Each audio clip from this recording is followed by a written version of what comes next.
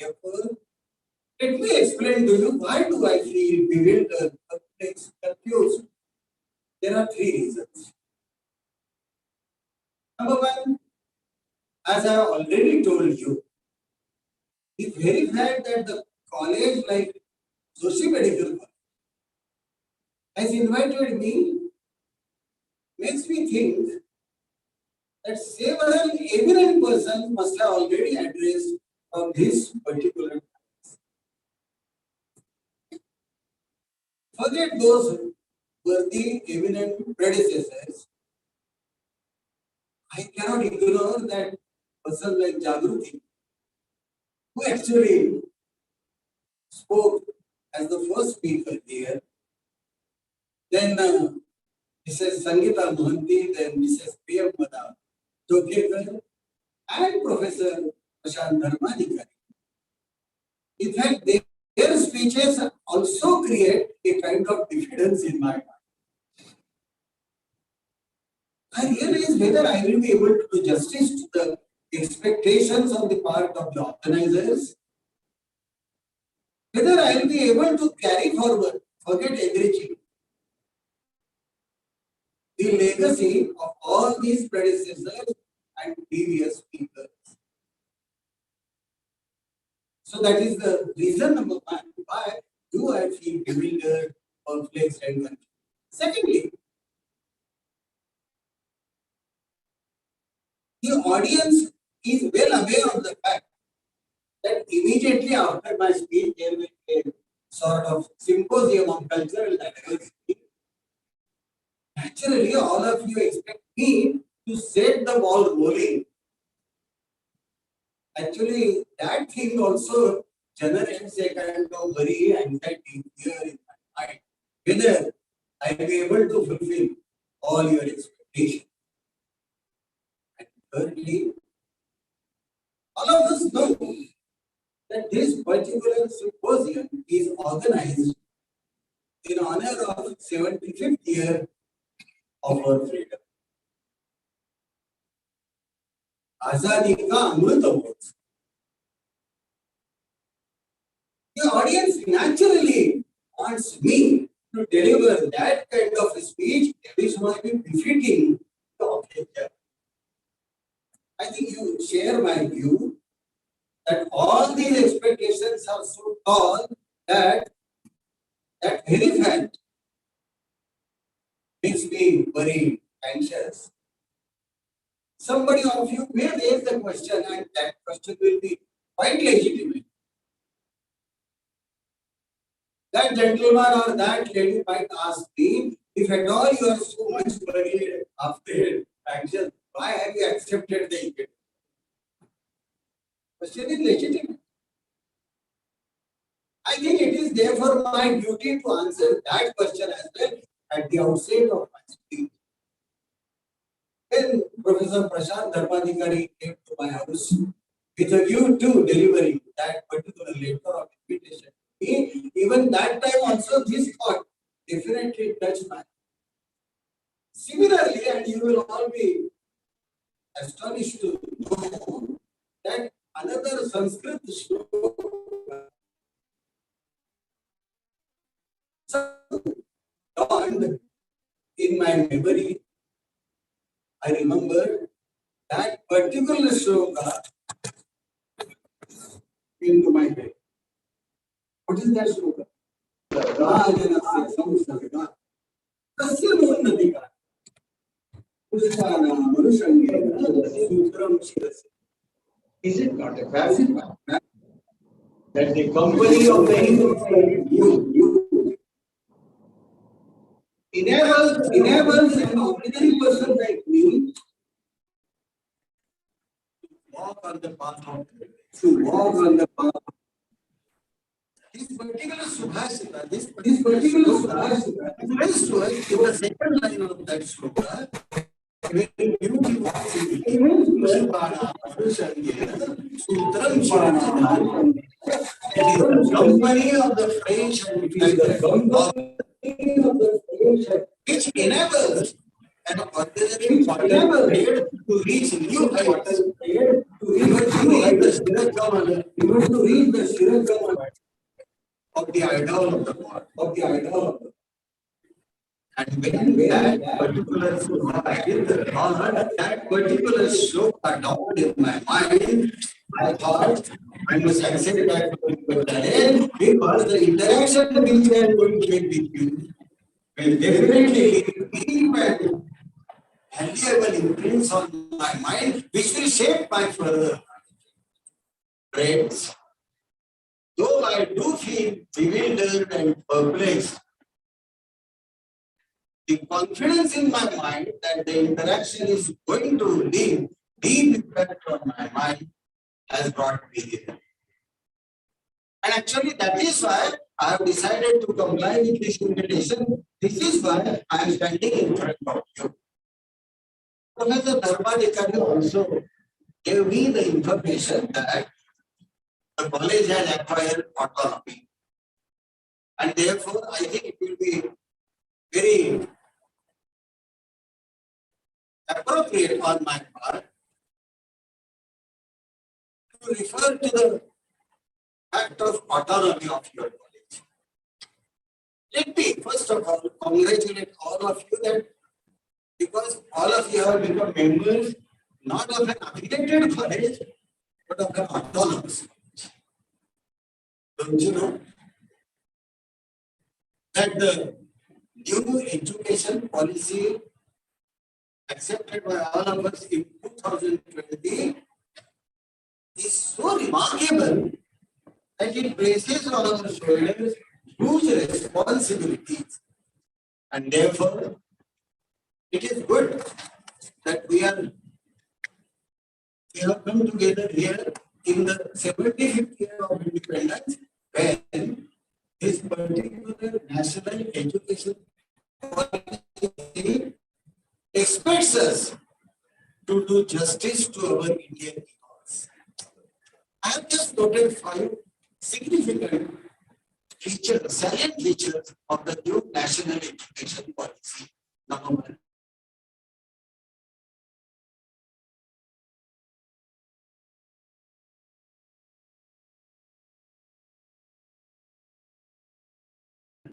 Students must be student-centric. Student-centric in the naturally, the national education policy expects students to pursue various knowledges. The policy doesn't want any student to become confined to the particular classical or traditional discipline. In that sense, it is flexible. Third salient feature of the national education policy is very notable, very remarkable. It sponsors holistic paradigm. It refuses to separate technical, instrumental knowledges on the one hand, from hermeneutic, emancipatory knowledges on the other. In fact, I gave across in the write-ups connected with national education policy. And Kasturi Rangan Committee, which has actually adopted this policy, wants to break the binary between STEM subjects like science, technology, engineering, and mathematics on the one hand, and humanities subjects like economics, politics, sociology, history on the other. Moreover, it intends to introduce regular formative assessment of students' capabilities in the place of annual structural summative assessment. Fourthly, it aims at ending inequalities and makes special provisions for socially, economically disadvantaged groups. And lastly, it refuses to endorse narrow European and utilitarian approach. It's that employability is definitely a significant one, but that is not the narrative. That is one of the narratives. We are required to make students versatile and capable of facing any challenges in the life. Friends, the national education policy thus plans to shape multi-dimensional of every student. And luckily, our college has become part of this. In fact, when I was in Maharashtra,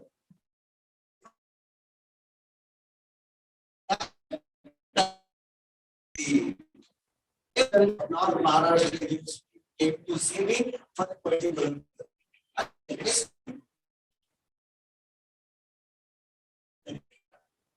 Let me articulate that idea here in this particular direction. When I introduce in the subjects made for arts faculty,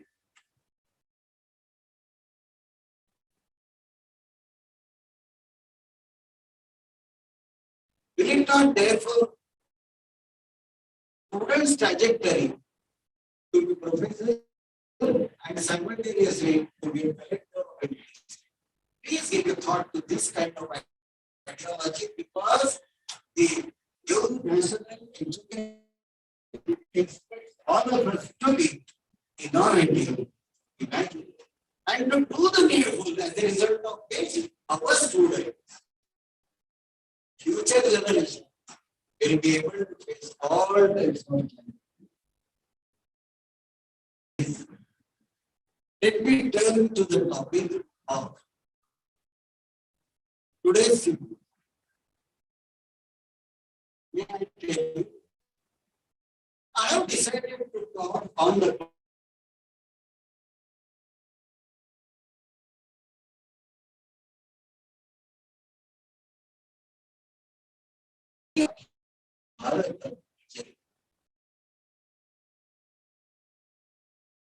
being India,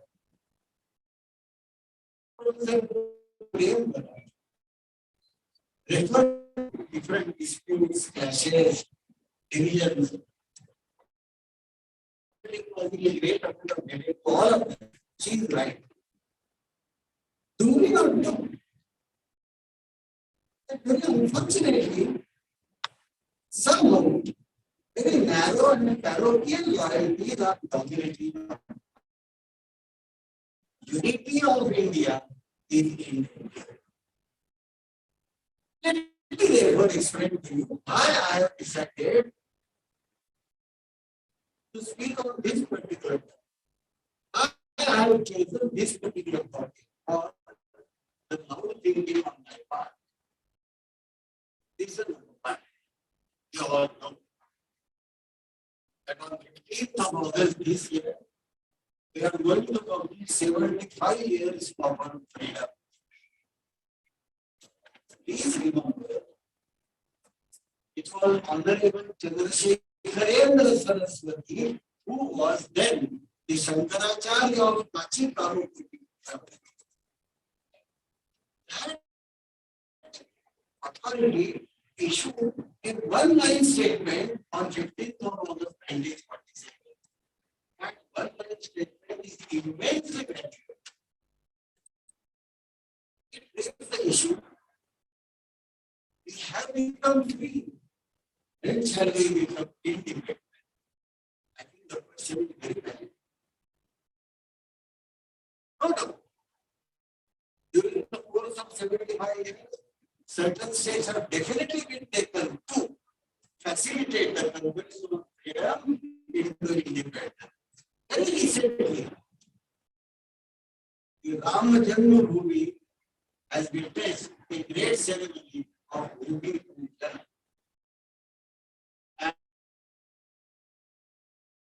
Temple, Ramachandra's temple, on that particular land.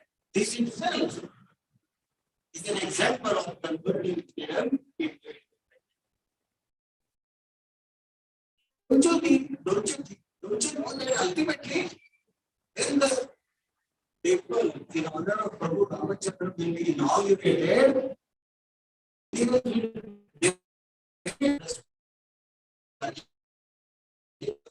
Our first Rashtrapati at the time of the Jeernoddhar of the temple, you know what is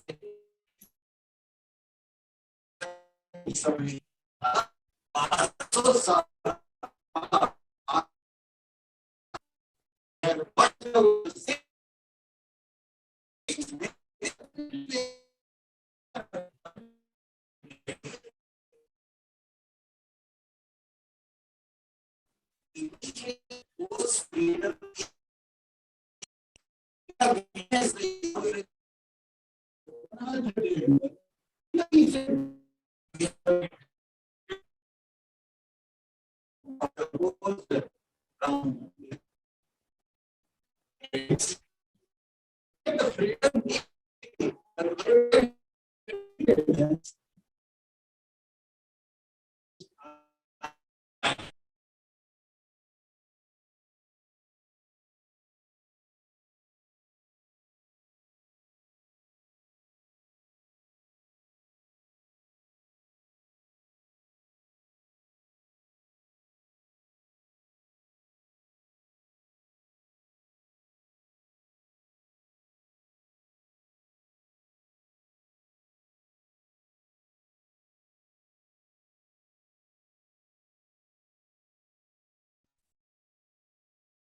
Significantly,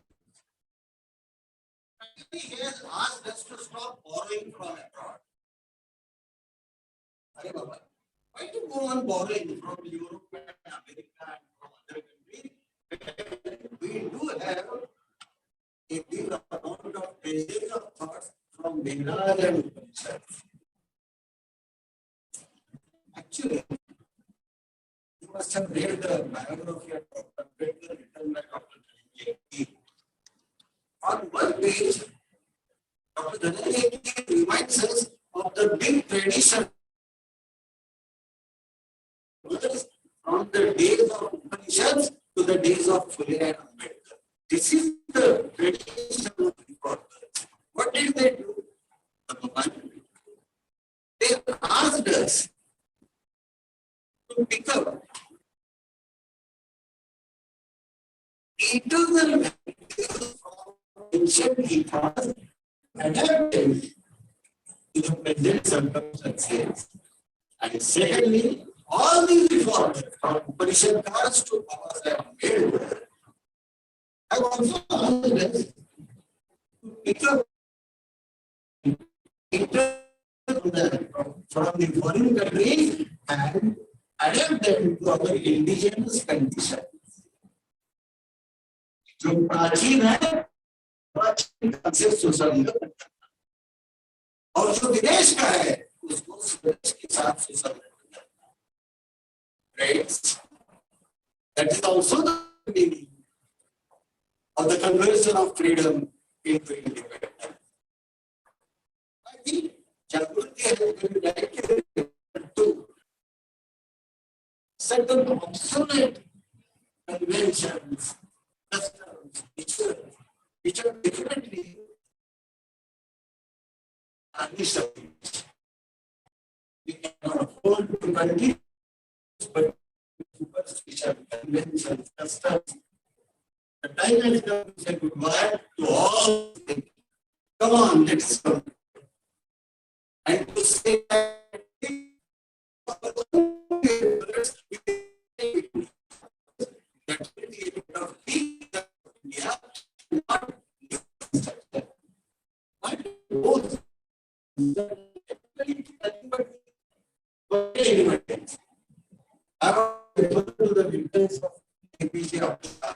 I don't know small booklet title invited written by APJ Abdul Kalam. He says, remember, India did have that four culture and civilization, even in the pre-Islamic. In that context, the same paragraph, on best and Naturally, we worship Prabhu. Friends, India is definitely a great country which has accommodated people from different castes, communities, religions, panthas and sampradayas to carry forward and take that particular lead. That is also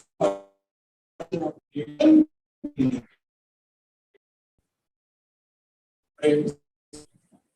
I do remember a wonderful story. In conversation between a man and his client on the other. Somehow it's like that the client used to murder, assassinate, used to molest meeting, and used to rush to the meeting. Sir, kindly save me. I have definitely committed such crimes, but you can understand me.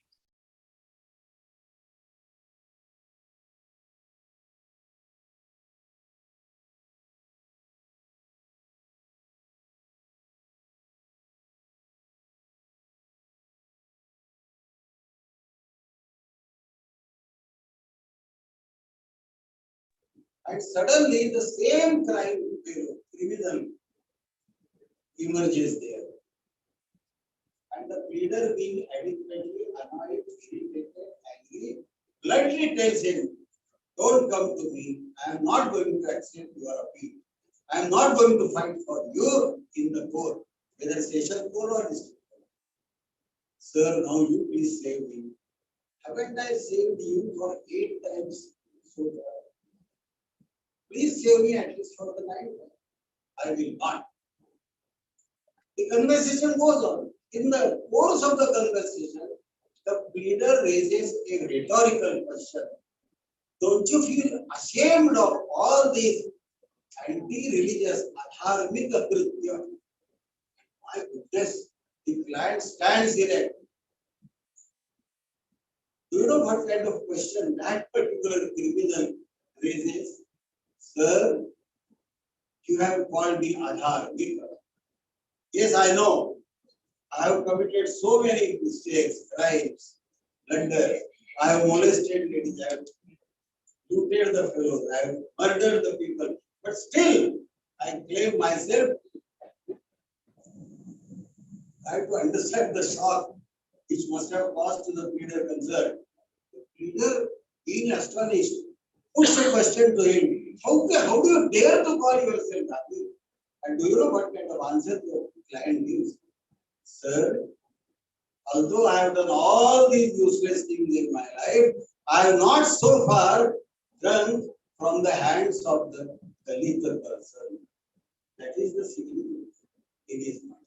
That is the meaning of being Dharmik.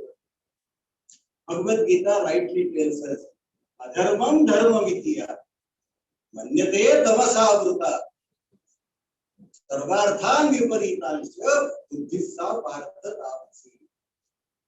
जो व्यक्ति अधर्म को ही धर्म मानता है वास्तव में उसकी बुद्धि तामसी रहती है. This is the tragedy India has suffered from. Has not the time come, dear friends, to put an end to all these types of wrong interpretations of dharma, sanskriti, civilization, culture, and so on? I have decided to talk on this particular topic, Bharatiya Bhutva Bharatam Bhaje, because I have come to the conclusion that the time has come. When we should always confine ourselves to the awakening of ourselves. Baba, don't forget the debt we all owe to the galaxy of reformers from Upanishadkars to Vivekananda, Aurobindo, Gandhi, Savarkar, Phule, and Ambedkar. There are additional 2 reasons why I have decided to talk to you on the identity of Bharatiya. But before that, in fact, let me remind you of the beautiful shloka uttered by Swami Vivekananda in his Chicago speech delivered on 11th September 1893. All of us you know the shloka. Ruchi Nam Vaichindriya. Ruju Kupila Nana Padajusa. Nurana Ego Gamyas Provasi Payasa Varda. Swamiji has translated it in a beautiful English. Just as several streams and rivers which originate in remote places in the mountains and valleys, finally, ultimately mingle in the sea water. Different paths, sects, sampradayas on the part of the people finally merge into your worship at the feet of, oh God, Shiva. I just want to make amendment to this particular shloka. I am going to invoke not the God Shiva, I am going to invoke Bharat. In fact, this particular Devi, this particular Mata expects us to keep aside all our identities and to embrace Bharatiya, the tiger's cub. At least in this particular year, should we not revive that particular tradition of the pre-freedom years? Gone back in 1897 when Swami Vivekananda delivered one of the historical speeches at Chennai. Do you know what did he say there? He said at least for 50 years, keep aside all the deities and worship devotedly our Bharata Mata. From Himalayas to Kanyakumari. This particular land expects us to be devotees of that and that deity only. Don't forget that exactly after 50 years, India became free in 1947. I don't know how many of you have read Vivekananda's biography penned by Roma Rola. He beautifully interprets that particular speech in his own intellectual manner, intelligent manner. He says, Swamiji might have asked us to keep India in front of us long back in 1897. Indians accepted that particular message only in 1905, 3 years after the sad demise of Swamiji. Do we not know that in 1905, when Lord Curzon opted for division, partition of Bengal, entire India stood erect, launched an agitation against that particular conspiracy of Curzon, and ultimately we succeeded in putting an end to that division, to that partition. Friends, this is the tradition of India. We give priority to socio-cultural civilization transformation with the conviction that the political transformation is bound to take place in the aftermath of cultural civilizational transformation. Secondly, somehow I feel that when we all are suffering from three tridoshas, consumerism, Pernicianism, and Philistinism, these tridoshas can roughly be translated into Indian languages as Upabhoga Priyata, Swachandata, and Sanskriti Hinata. What to do? When you and we read daily newspapers, we come across all such news items which definitely create an anxiety in our mind about the future of our nation. That all these tridoshas, all these evils are definitely causing a great headache to it. In fact, no less than Bhagavan Krishna has referred to these particular doshas in one of the chapters of Bhagavad Gita. That should be wonderful. Such kind of a permissive person articulates his autobiography, and please listen to that shloka. Asatyam pratishtham Jagadahurishwaram Aparaspara Sambhutam Ivanyat Kamahe. The world is asatyam, unreal. The world is apratishtham, without support. The world is without Ishvara, Jagadahurishwaram. It is without God. And what does the second line of this shloka convey to us? It is aparaspara sambhutam. In this world, no event is linked with another event. There is no interlinkage. This permissive person naturally, logically, legitimately raises the question, and that question is quite thought-provoking. In such a scenario, what should be the objective of the world? If not enjoying object of sense, object of sense. In other words, this kind of an Indian justifies and rationalizes his succumbing at Kama, Krodha, Lobha, Moha, Mada, and Matsara. These are six ripus, Jad Ripava. Desire, anger, greed, temptation, insolence, and jealousy. Friends, somehow I feel that if at all we want to overcome consumerism, permissivism, and Christianism, the time has come to consider Bharatiyatva as an effective antidote. This is why I have decided to talk to you on the topic of Bharatiyatva. There is third reason. Tragically enough, we are encircled by Rahu and Ketu in the form of Pakistan and China. I know, and all of you also know, that in the recent past there is a kind of paradigmatic change in our foreign policy.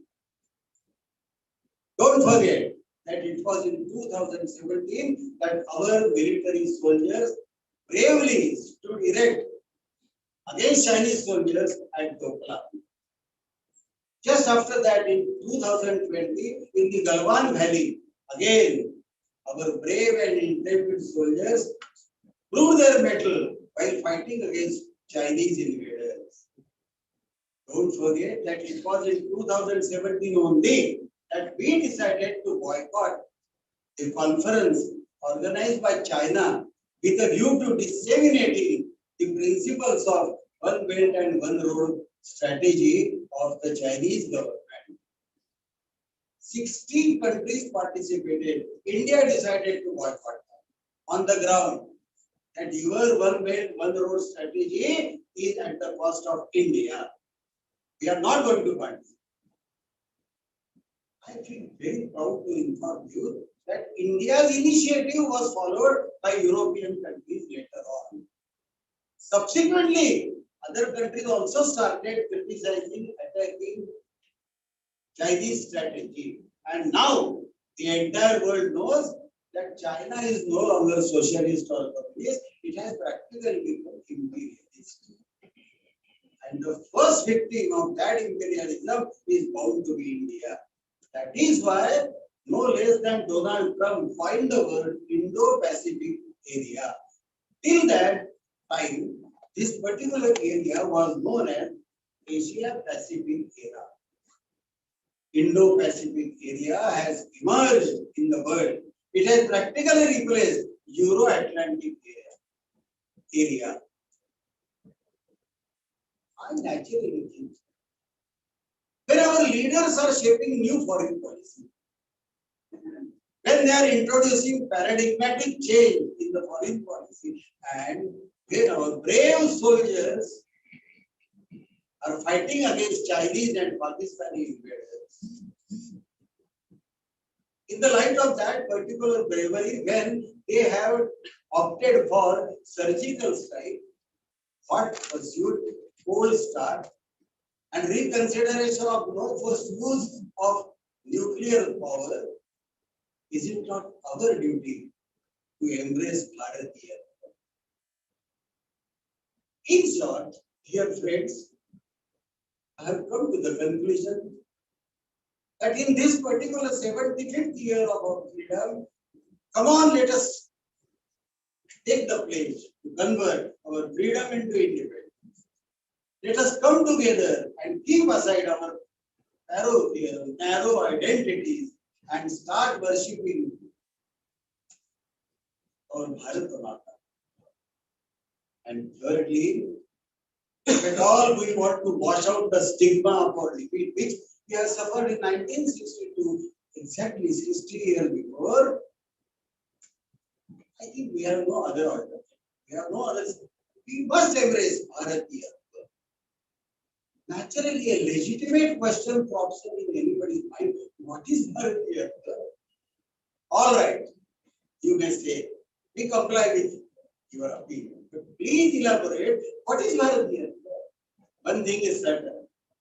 Bharatiya doesn't depend exclusively on your birth and subsequent residence, because that particular parameter or the reliance on that parameter exclusively generates territorial or geographical nationalism, which Swamiji challenged long back in 1897 in his speech delivered at Lahore on 10th of November 1897.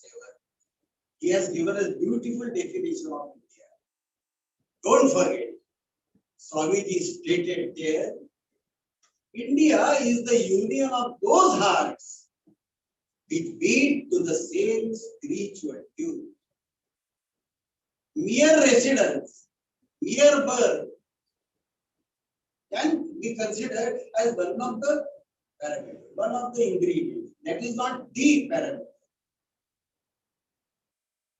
If at all we want to be real Indians, we must take into account the definition given by Swamiji in 1897.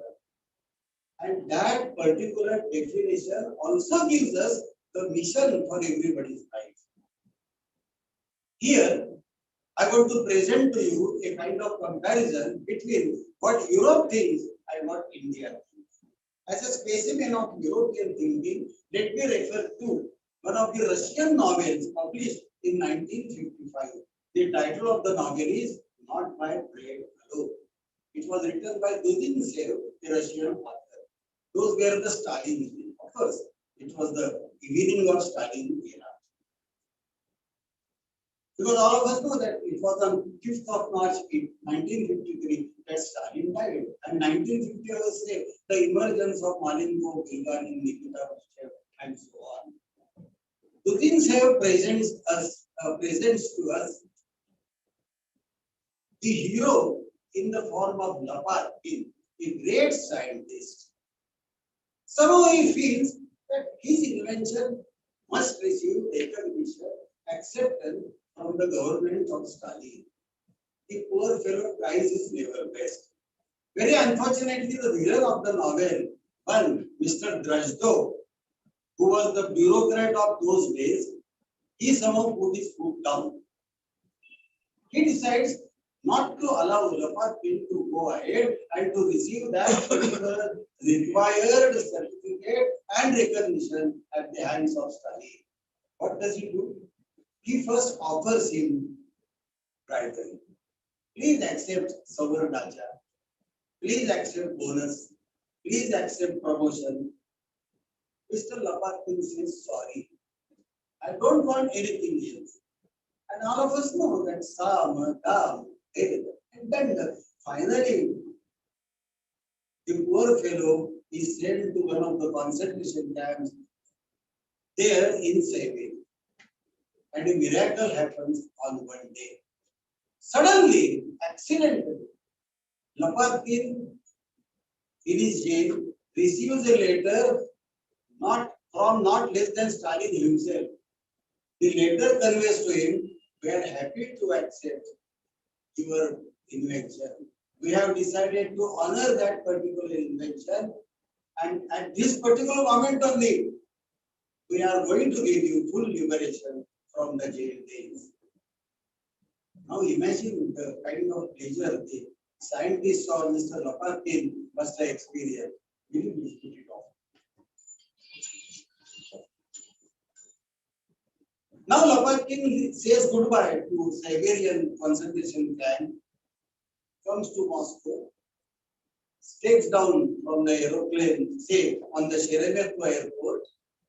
Naturally, the newspaper men allow him.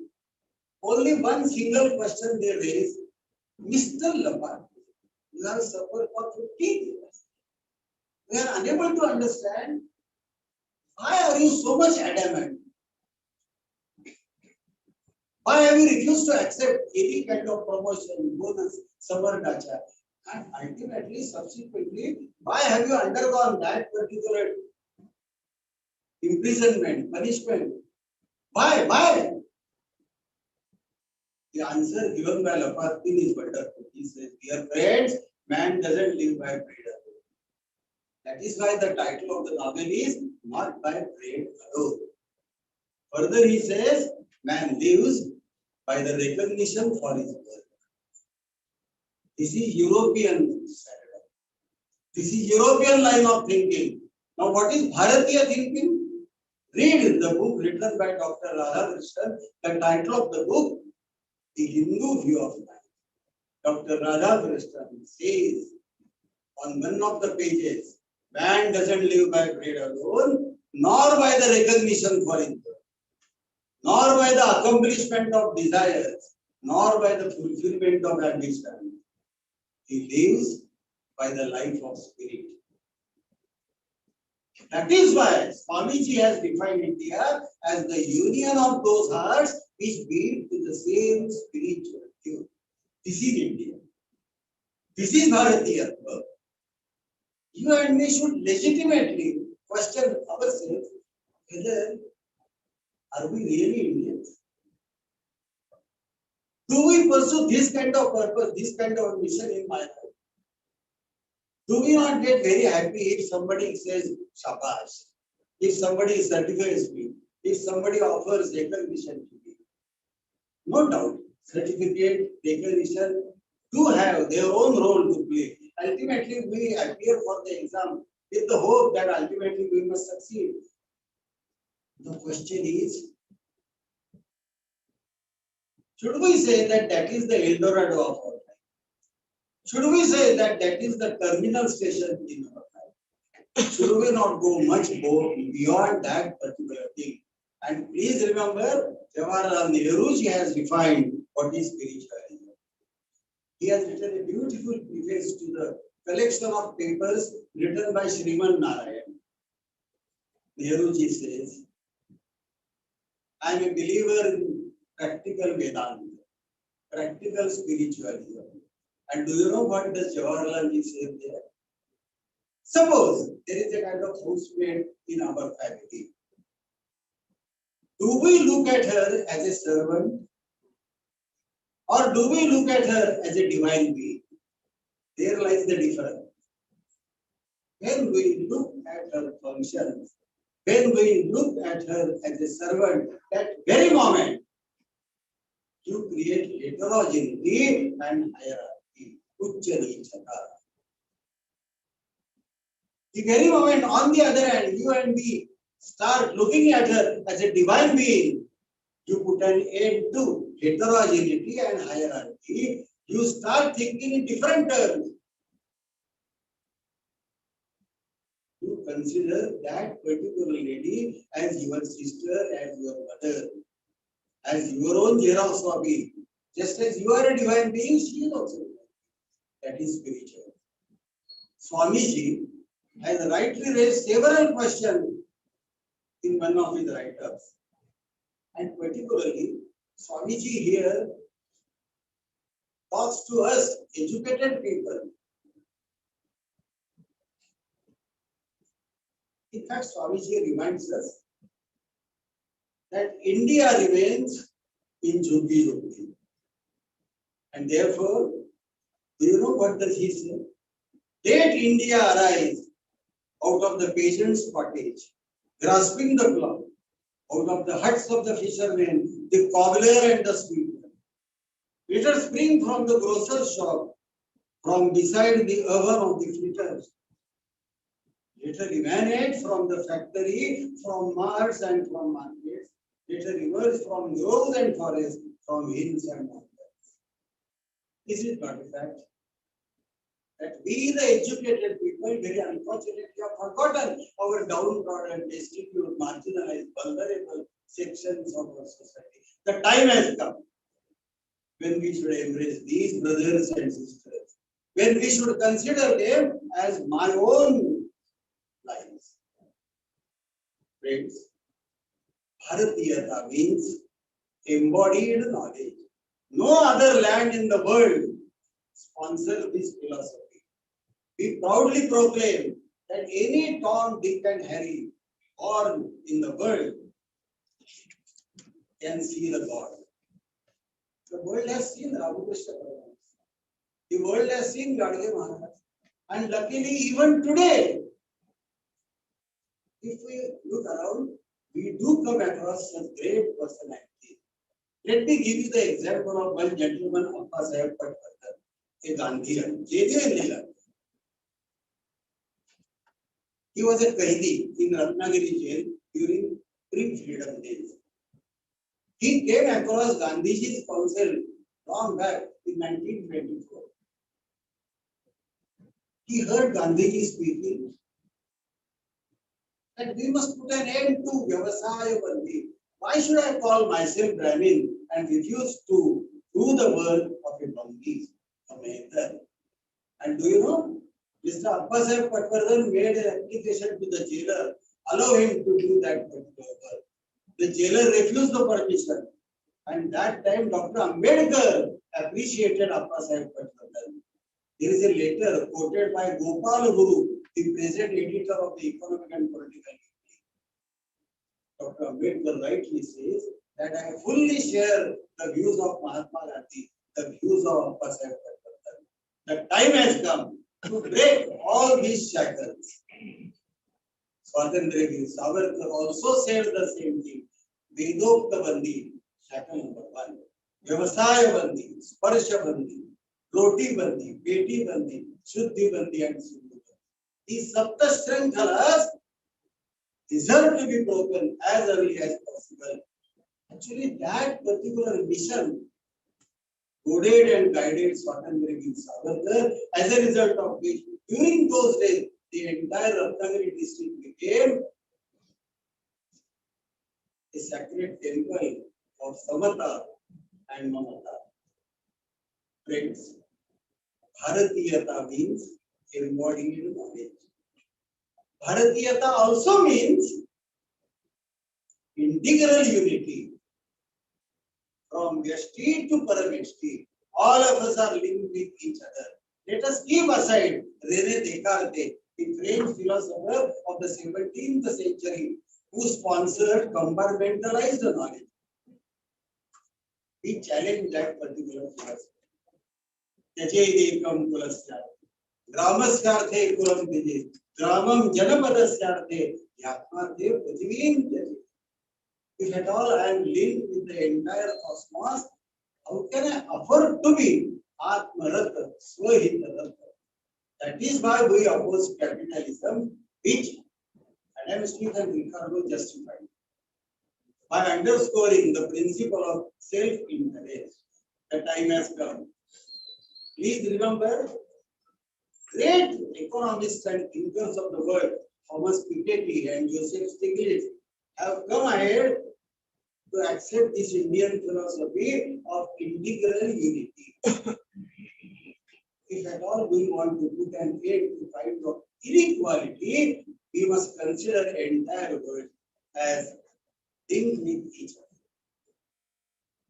Thirdly, we must also say goodbye to the Darwinian philosophy entitled as survival of the fittest. Please remember, when Darwin was sponsoring that particular philosophy, his contemporary was Alfred Wallace. He said, sorry, I beg to differ with you. If at all our world wants to survive, it will survive not because of competition, but because of completion. Let us help each other. Let us not fight each other. And most important thing, who says that only the fittest person deserves to survive? We must come ahead to give a helping hand to the downtrodden, destitute, marginalized, and vulnerable person. Dear friends, I really feel immensely happy to remember all these big stalwarts Let me, before concluding my speech, invite your attention to Lokamanya's theory in connection with Shivaji Maharaj. Tilakji says in Gita Rahasya that Shivaji was great. He undoubtedly killed Afzal Khan. He, however, refused to be faith-driven. He was faith-driven. And do you know what does Tilak says? Lokmanya Tilak invites our attention to one of the shlokas of Bhagavad Gita. Ye kyanya devata bhakta yajante shraddhayanvita te mameva kaunteya yajante vidhupurvita. God Krishna, Bhagavan Krishna has advised Arjuna. Please remember, Ananya Panthaha Bhaktaha. Those who are devotees of other deities also worship me according to my philosophy. Ye Pyanya Devata Bhakta Yajante Shraddhayanvita. Of course, they must devote themselves faithfully.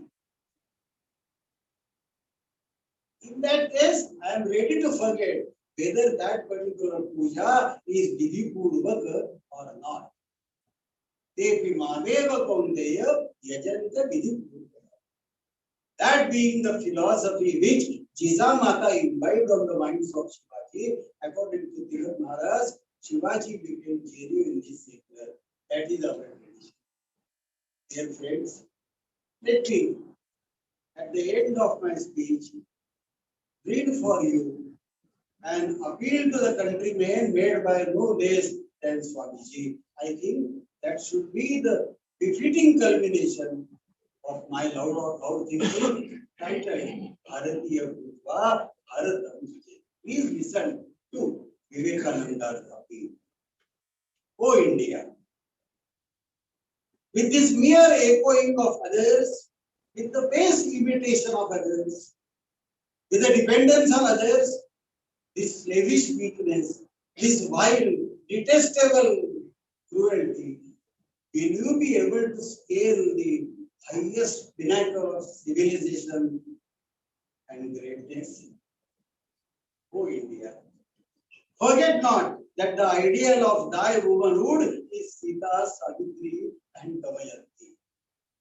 Forget not that the God you worship is the great ascetic of ascetics, the all-renouncing Shankara, the Lord of Uma. Forget not that you are born as a sacrifice to the mother's altar. Forget not that the lower classes, the ignorant, the poor, the illiterate, the cobbler and the sweeper are the flesh and blood. They are the brothers and sisters. You brave one, be bold, take courage, be proud that you are an Indian and proudly proclaim, I have been Indian. And every Indian is my brother. Proudly proclaim at the top of your voice, the Indian is my brother, the Indian is my life, India's gods and goddesses are my God. India's society is the cradle of my infancy, the pleasure of guardian of my youth, the sacred heaven, the Varanasi of my old age. Friends, what else can I say? Let me offer again sincere thanks to all of you for the fact that you have listened to me very calmly, quietly, and peacefully. Please accept my thanks and allow me to do this.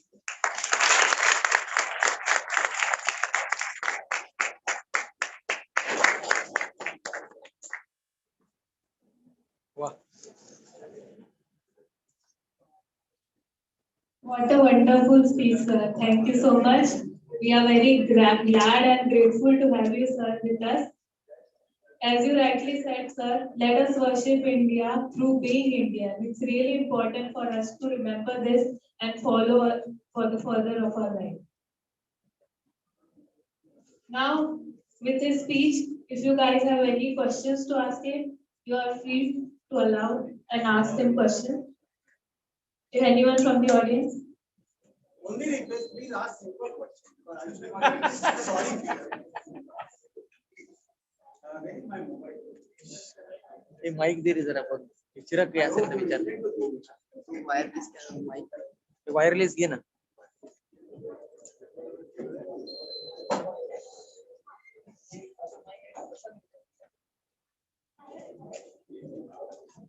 आहे का प्रश्न आहे कोणाला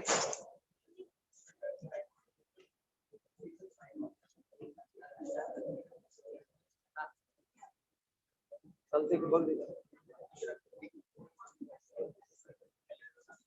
Hello. Oh, sir, a very good morning. Sir, you really talked wonderfully and you mentioned Toyota a lot of time. And you mentioned in a phrase that India per se rejected capitalism, and that's somewhere true that our policies have been socialist in nature. But sir, don't you think that free markets play a lot more important role in driving price and driving innovation? And whereas we have seen over the years that socialism and communism per se has not really succeeded all over India, all over the world. So how does India accepting socialism would take us forward in that? Thanks so much. Let me first of all thank my friend. You have raised a very relevant, beautiful question. In fact, in other words, you asked me to elaborate my views in connection with capitalism and socialism. Am I right? The answer is very simple. As far as capitalism is concerned, haven't I referred to the philosophy of self-interest? Long back, in 1777, when Adam Smith wrote his own book on economics, he came out with the book Wealth of Nations.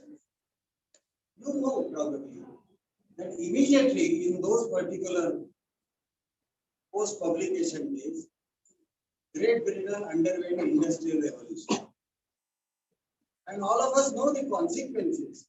Mrs. Knowles, the great lady who has written 2 books on British economy for those days, she has beautifully summed up how, as a result of industrial revolution in Great Britain, wealth increased at the cost of welfare. Don't you know that in response to that particular scenario, no less than Alfred Marshall came ahead to give new definition of economics in 1890. As a result, the world said goodbye to wealth-oriented definition coined by Adam Smith and started embracing welfare-oriented definition given by Adam. Subsequently, some other economists came ahead. But do you know the latest possible trend which has taken roots in India? I request you to kindly go through human development reports published by United Nations Development Program. If I mistake not, it is in the report published in 2016 that I came across a new definition of development. Development is definitely different from growth. That is well accepted phenomenon. But he says the new economist says development means enlargement of freedoms. And that particular definition is quite close to Indian ethos. We are eager to offer freedom to everybody. That is why our social reformers launched a crusade, launched a fight against all kinds of events, customs, superstitions. Is it not a fact? When I said, and when Swatantraveer Savarkar also launched a fight against Saptashri, is it not a fact that he ultimately wanted to make the man free? If it is so, capitalism is not enough. Number one. As far as socialism is concerned, forget anybody else. Please remember, it was in 1871 that Herbert Spencer challenged Karl Marx. That time Marx was alive. Herbert Spencer put a very simple question. Mr. Marx, you want to change the world. Because in the Communist Manifesto, he proclaimed his desire to give a new shape to the world. All of us know. Mr. Spencer puts a rhetorical question. Are you not going to rely on institutional transformation? Are you not going to rely on the fact that the laborers must replace capitalists? Are you not expressing your desire that capitalists must come down and the proletariats must come ahead? Yes. That the proletariats must be the rulers of the world. Mr. Marx, you forget that if the same mindset prevails in the mind, in the people, mere institutional transformation will not deliver the goods. Forget Herbert Spencer. Gorky raised the same question in private conversation with Lenin during the days of Bolshevik Revolution, and same question was raised by him. Mr. Lenin, do you think that we will ultimately succeed in creating a new man in the so-called Soviet Union? Babare, within 7 decades, Soviet Union collapsed. I have visited Soviet Union for 5 times. In fact, I will take you one simple anecdote. I met one Russian lady, and do you know what kind of complaint she lodged while talking to a foreigner like me? She said, my husband may be socialist outside, he is feudal lord inside. How do you say so? And do you know what the reply she gives?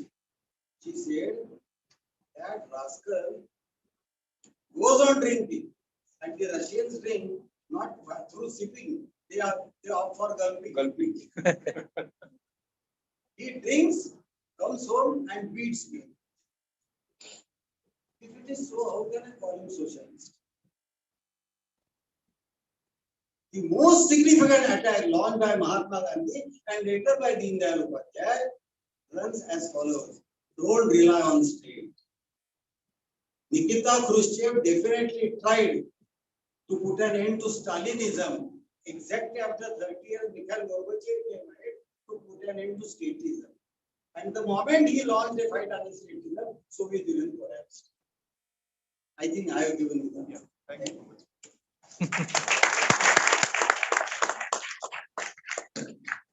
Thank you, sir. Anyone having anyone, sir? Anyone from the audience? Any questions?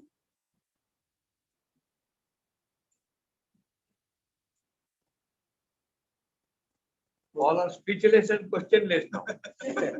Yes, cleared all the doubts in Yeah, our mind. right. With this wonderful knowledge, we are all No, enlightened. they must be thinking there is no use in asking a question. We have come to Sir, maybe they are too afraid to ask you in front because you are very intellectual. It was very enlightening and eye-opening session, sir. Thank you so much for enlightening us. And it is a really great honor for us to have you here again for our Cultural Symposium program. I would like to thank you, our keynote speaker, Dr. Ashok Modak, sir, for sharing his brilliance with us. I express my gratitude to all the institutes, Vice Principal, Dr. Priyanka ma'am, Sangeeta ma'am, Prashant sir. I now hand over mic to Diksha, who will further proceed with the program. Thank you.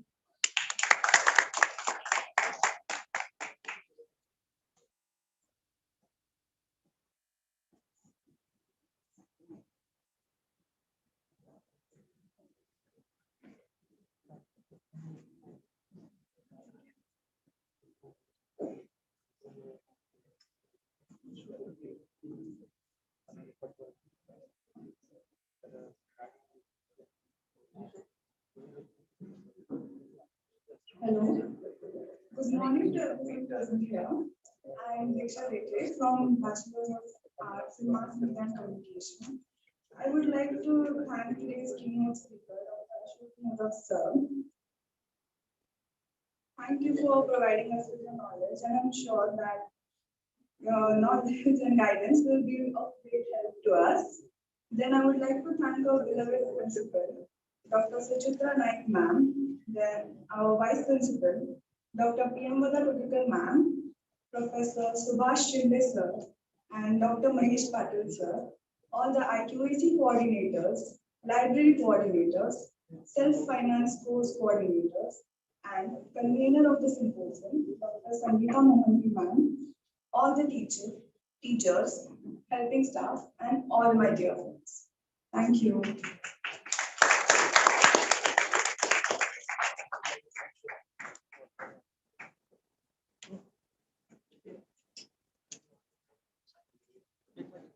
Students, please be seated over here. The session